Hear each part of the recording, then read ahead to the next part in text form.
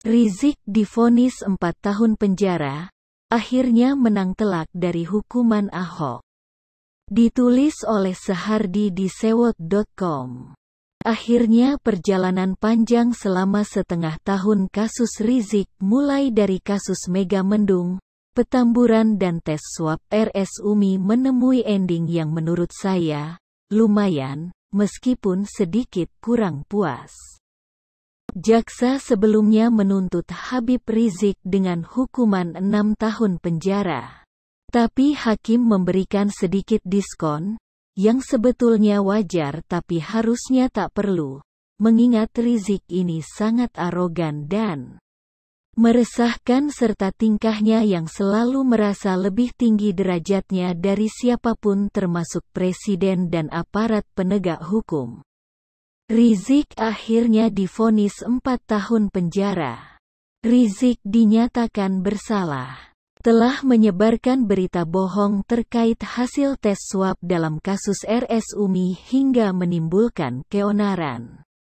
Mengadili, menyatakan terdakwa Muhammad Rizik Syihab terbukti secara sah dan meyakinkan bersalah melakukan tindak pidana, turut serta menyebarkan berita bohong dengan sengaja mengakibatkan keonaran, kata Hakim Ketua Hadwanto saat membacakan surat putusan.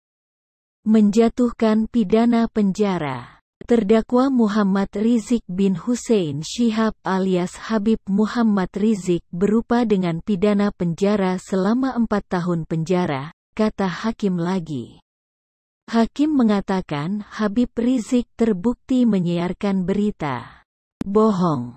Karena Rizik dalam video yang diunggah YouTube RS Umi menyatakan dirinya sehat, padahal, menurut hakim, saat itu dia statusnya reaktif COVID-19 berdasarkan hasil tes swab antigen. Hakim juga menyebut pernyataan Rizik, Hanif Alatas, dan Dirut RS Umi Dr. Andi Tatat yang menyatakan kondisi Rizik baik-baik saja telah menimbulkan kegaduhan di masyarakat. Menurut hakim, video yang disiarkan RS Umi masuk ke dalam kategori keonaran. Intinya, ada beberapa poin meringankan dan memberatkan bagi Rizik. Hal yang meringankan yaitu Rizik memiliki tanggungan keluarga. Sedangkan hal yang memberatkan adalah perbuatannya telah meresahkan masyarakat. Intinya 4 tahun penjara. Yes, ini sekaligus 2 kali lipatnya hukuman penjara yang menimpa Ahok. Karma berbalik kepadanya 2 kali lipat. Entah harus mengucapkan selamat atau turut bersedih atas vonis ini. Tapi ini adalah tamparan yang lumayan keras buat Rizik, meski kita tahu dia tidak akan jera apalagi kapok. Mungkin tingkat kebenciannya akan makin besar. Orang seperti dia selalu keras kepala dan merasa tak pernah bersalah. Orang lain yang bersalah. Di saat dia dihukum 4 tahun penjara, yang menurut dia pasti sangat lama, maka dia akan makin marah dan benci. Biarin aja deh, itu adalah buah dari karma yang dia tanam sendiri. Ucapan Ahok kembali bergema, kalian pasti sudah tahu.